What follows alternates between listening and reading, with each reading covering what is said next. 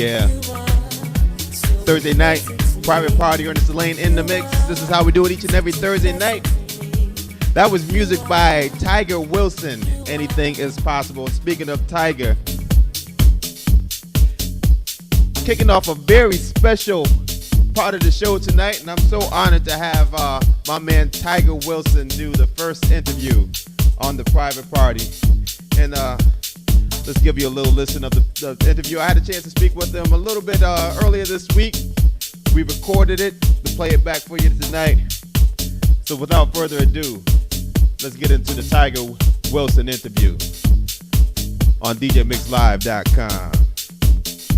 All right, this is the private party with DJ Ernest Lane, and right now we got Tiger Wilson giving us a brief interview, letting us know a little bit about him, and we are so excited to have him on the show tonight. What's up, Tiger? It's a pleasure to be here, man. I thank you once again for having me, Ernest. Man, it's a pleasure having you as well, man. I mean, we've been running your tracks. I mean, the tracks with Timmy Register, the new track is very hot. Everybody loves it, and just excited for you to be here, man.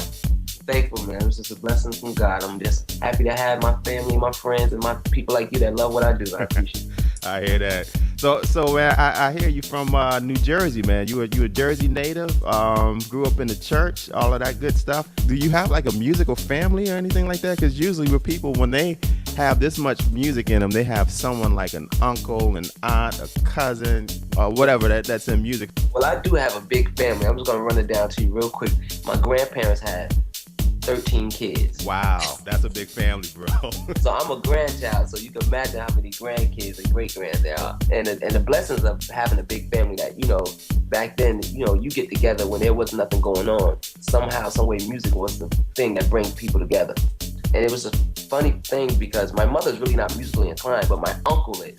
My uncle, he went on the road doing gospel, and he had a big name working with a lot of quartet singing groups. I was young and I was idolizing that. As I got older, he took me under his wing and took me on the road with him and his group that they was working together at the time. And I just got introduced to a lot of people in a lot of places. So right then and there, I knew I wanted to do music.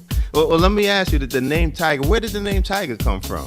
My father gave me that name. My mom said he gave me that name because when I was young, I wouldn't stay still. I was always running around. He'd say, run like a tiger. He always called me Tiger, and it stuck with me. And it's so funny because as I got older, everybody started calling me Tiger. Even my co-workers, my boss, my principal, my teachers. I went to Eastside High School. This Lean on Me with Joe Clark. Yeah. And I figured if he called me Tiger or Tiger. Everybody could call me that. You know what I'm saying? And he was, a blessing, Wow. That's something else, man. Yeah, and I see, I mean, you have some R&B influences as well, because I see that you work with the Lighty Brothers and did a lot of work with them, with some great artists. So tell us a little bit about that. Well, I always knew Darren Lighty, who was a keyboard player. And I used to be around Darren and them, but didn't even know. I was shy to let people hear me play or, at the time. But for some reason, me and Darren's, he was older than me, but he was always, he was my mentor. And he was always saying, when you're ready, let me hear something. And one day on a Casio keyboard, I was playing stuff, and one of my friends was like, yo, Ty, you need to let Darren hear some of your work. And from there, it's been history. Darren introduced me to Eddie F., introduced me to KG, introduced me to Donnell, and then from there, it was a wrap. Hey, as far as musical, because you play the keyboard, did you actually have formal training, or is it just something that just came natural to you?